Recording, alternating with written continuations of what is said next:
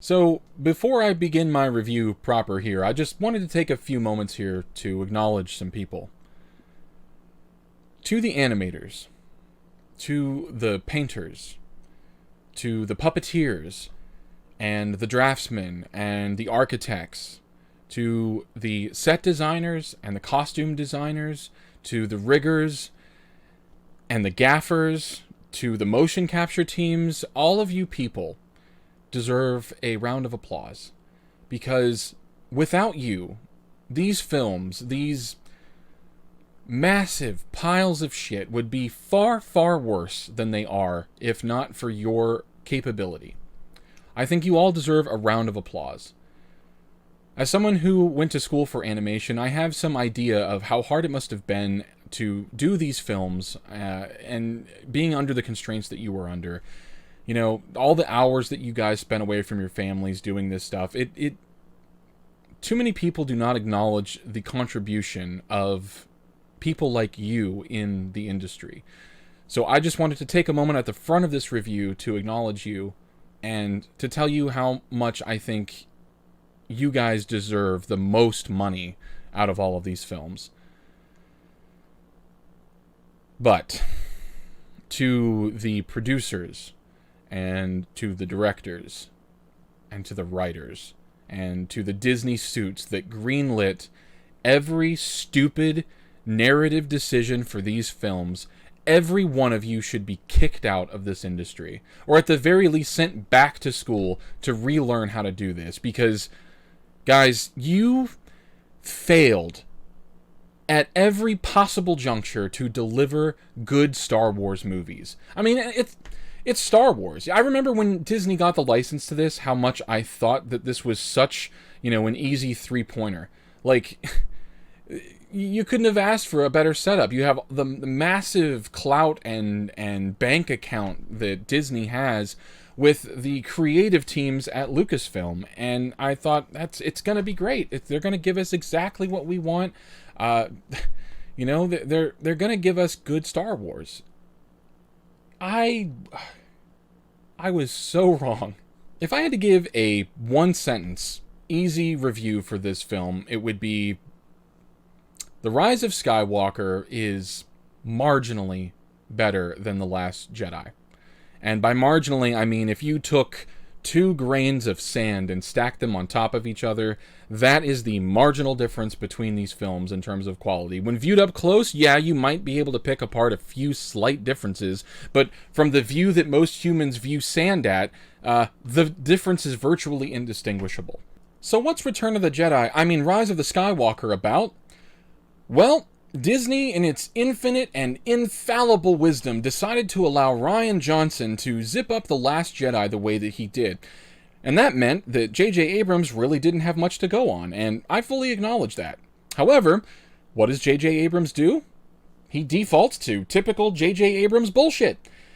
He hopes that the special effects, the lens flares, and all the flips and the memberries and references that he makes and the MacGuffin chasing is enough to distract you from the fact that this plot, this narrative, is a vacuous, self-contained entity void of any creative interest. He's constantly apologizing for The Last Jedi, which is interesting because I feel like he should apologize for this film and The Force Awakens as well, but hey, that's just me. A lot of fans online seem to be okay with Star Wars only being lightsabers and X-Wings. Myself, I demand a little bit more from cinema, I suppose. This movie, it's a lot like a theme park ride. Only it's not even good. It's like you sit in a roller coaster seat, and instead of there being turns and dips and loops, it's just a shot from A to B, and they're going to get you there as fast as possible. Oh, it's fast. But along that ride, TVs pop up randomly that try to remind you of older, better rides that they had.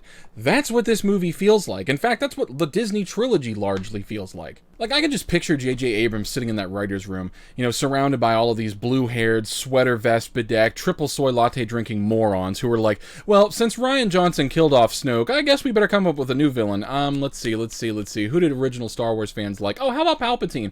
We were going to do Vader, but we thought that might be a bridge too far. So let's do Palpatine. Yeah. So Abrams says, fine, yeah, we'll do Palpatine. In what way did they use him in this movie? Well, largely the same way they used him in the original trilogy, for exposition, and then at the very end of the movie, he has a final moment. That's it. You know, if you were going to bring back Palpatine and at least use him in an original and new way, I probably would have been more forgiving of the film, but he's literally just used in the exact same way that he was used in Return of the Jedi, which, again, surprise, that's all JJ Abrams knows how to do, ape better movies. Not only are we going to do that, but we're going to completely erase the significance of the original trilogy, of Luke's character arc, and of Vader's to a large degree, by making Rey the central savior of all Star Wars, in the most brain-dead, insipidly stupid way possible.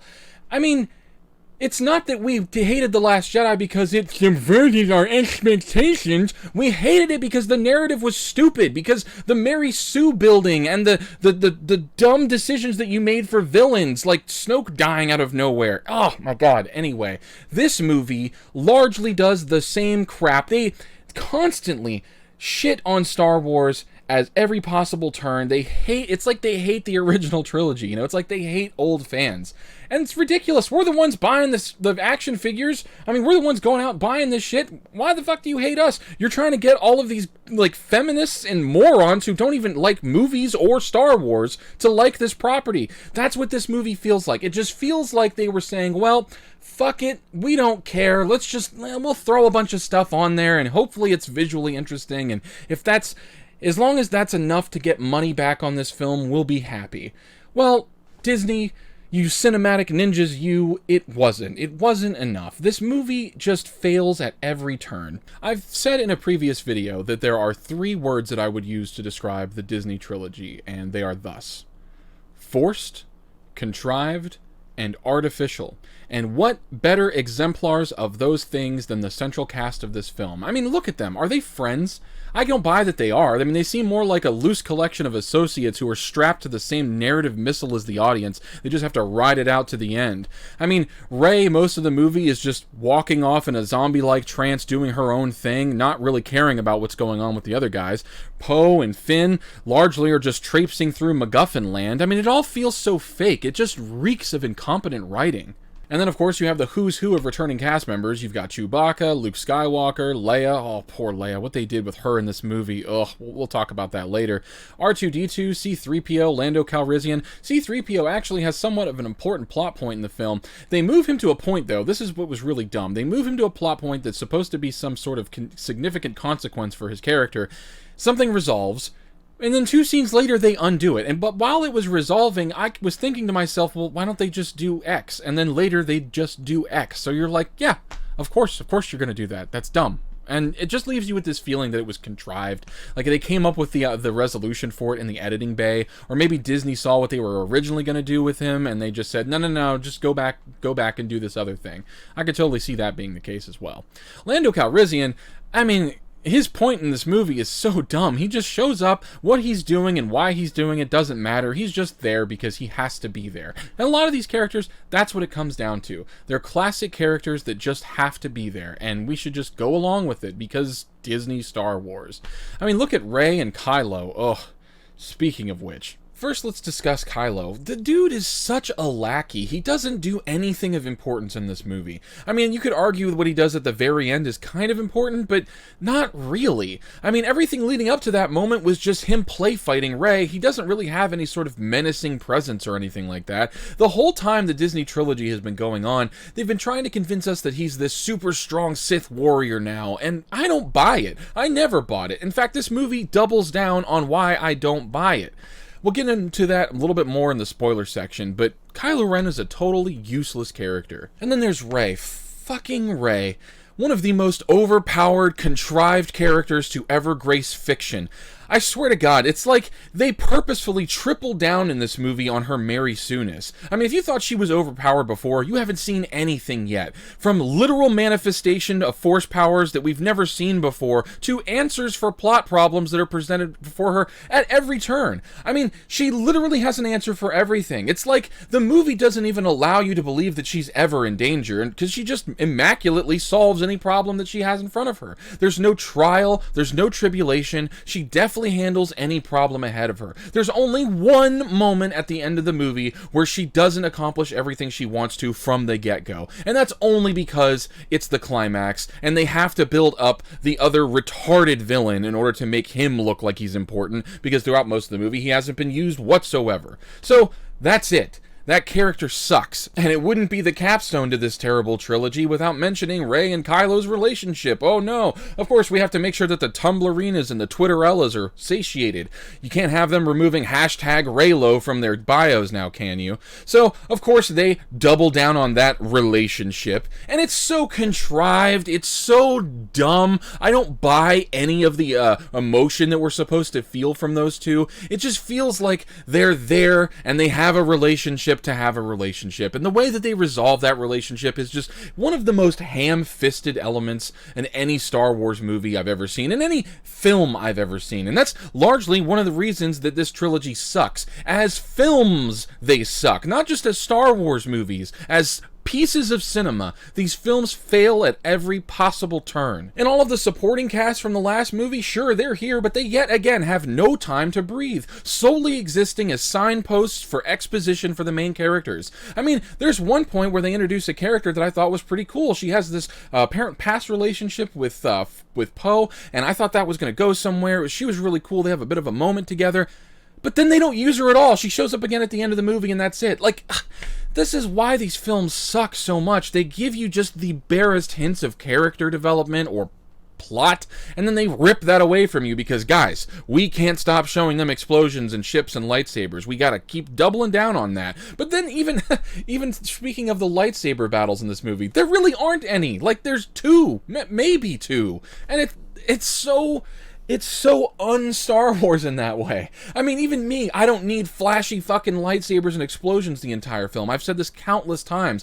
But if you're gonna make a culmination film, especially between two characters like Rey and Kylo, and not even deliver on that sort of element, it just falls apart.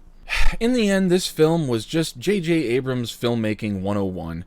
Rely on the memberries, have the MacGuffin chase the thingy plot, and hopefully all of these explosions and lightsabers distract from the fact that we didn't make a good story. And I get it, alright? He didn't have a whole lot to go off of from the last film, but that's not my problem. My issue is he should have given us something better than this, because this was bad. This was just a bad movie. I mean, I sat there like you guys at the original trailers for The Force Awakens thinking, look at all of this potential. Look where they could go with this. Visually, it looked like Star Wars, right? But no. Instead of giving us a worthwhile narrative and a worthwhile addition to this trilogy, they left this entire thing to squander and wither on the vine because they would rather recoup their investment from George Lucas than give us something worth a shit. And that's the saddest part of this entire trilogy. All of the wasted potential. Guys, The Rise of Skywalker isn't worth your time. The Last Jedi wasn't worth your time. The Force Awakens isn't worth your time. These movies are mostly just remakes and rehashes from films you've already seen, from better films you've already seen. I mean, I could sit here and tell you that The Rise of Skywalker is worth your time, but it would be lying to you, because that would also imply that the journey leading to it would be worthwhile, and it just isn't. The Rise of Skywalker just isn't worth your time, your affection, your money. If you really have to see this film, I mean, maybe rent it on Redbox, or wait till it comes to some streaming service that you're already subscribed to. Because, honestly, going out to the theaters and seeing this pile of garbage is just a massive waste of an evening. I'd much rather spend that evening going back and reading the Rogue Squadron novels, or, hell, putting on the original trilogy, watching the Clone Wars again, sticking with The Mandalorian. And so that concludes my spoiler-free review of The Rise of Skywalker. I will be doing another video doing a deep dive into the spoilers of the film, talking about specific plot points that I just thought were so fucking stupid, as well as the implications that it has for Star Wars as a whole. You know, maybe even doing a little bit of a discussion about the Disney trilogy as a whole. You know, we'll have a bit of a discussion video about it.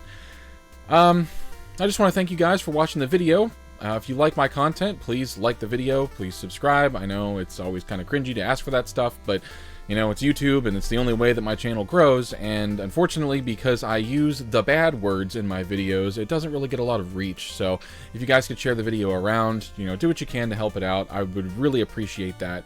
And also let me know in the comment section below, if you saw the film, what did you think of it? What are your thoughts on the Disney trilogy as a whole? Where would you like to see Star Wars go from here? But thanks guys for tuning in. I will catch up with you in the next video. Until then, see you next time.